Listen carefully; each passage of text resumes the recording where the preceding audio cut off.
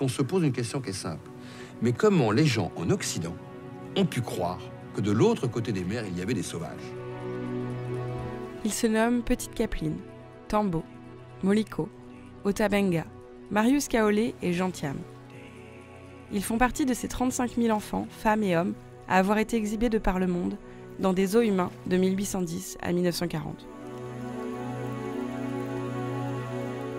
L'histoire de ces zoos humains est une histoire de la colonisation et du racisme. Ces êtres humains fascinent parce qu'ils sont présentés comme sauvages, présentés comme anormaux, présentés comme ayant des difformités ou ayant des mœurs particulières, telles des cannibales. Et là, la fascination est fondamentale pour expliquer le succès des zoos humains, cette attirance pour l'autre, de l'étrange, de l'extraordinaire. La fascination a d'abord été scientifique. Les savants de l'époque vont étudier les corps des exhibés pour servir des théories raciales.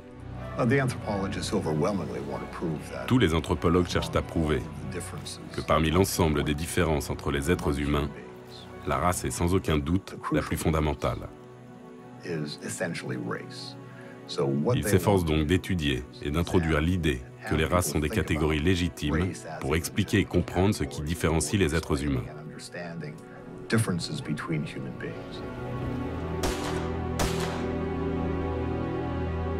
Cette promotion d'une hiérarchisation des races permet de justifier la colonisation en France et en Angleterre, ou la ségrégation aux États-Unis.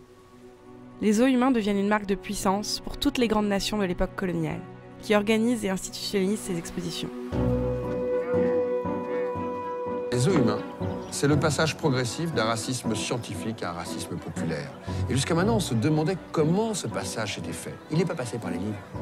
Il n'est pas passé par les films, le cinéma n'existe pas. Il n'est même pas passé par les photos ou par les romans de Jules Verne. Il est passé par une culture populaire où on allait voir le sauvage en se divertissant le week-end au jardin d'acclimatation de Paris ou au pied de la Tour Eiffel. Je ne suis pas sûr que les personnes qui venaient visiter avaient cette distance en disant voilà, c'est un business, donc ce n'est pas vraiment vrai. Ils sont en train de jouer. Mais je pense qu'à l'époque, non, il n'y avait pas cette distance. Et c'est ce qui est extrêmement dangereux. Les exhibés vivent un enfer. Déportation, maladie, humiliation. Beaucoup ne retournent pas auprès des leurs et meurent en terre étrangère. C'est un traumatisme dont les descendants ont du mal à se libérer. Bien sûr, il n'y a pas eu mort d'homme. Mais ça ne devrait pas exister que des hommes traitent d'autres hommes comme ça, quoi. Cette histoire doit être racontée. Tout simplement pour que les erreurs du passé ne se répètent pas à l'avenir. Au lendemain de la Seconde Guerre mondiale, ces zoos humains deviennent inappropriés. La libération des peuples colonisés marque la fin de 100 ans d'exhibition d'êtres humains, devant près d'1,5 milliard de spectateurs.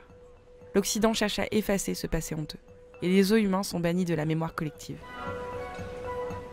Vouloir se souvenir, c'est avant tout essayer de comprendre ce qui s'est passé et pourquoi nous sommes le fruit de cette histoire.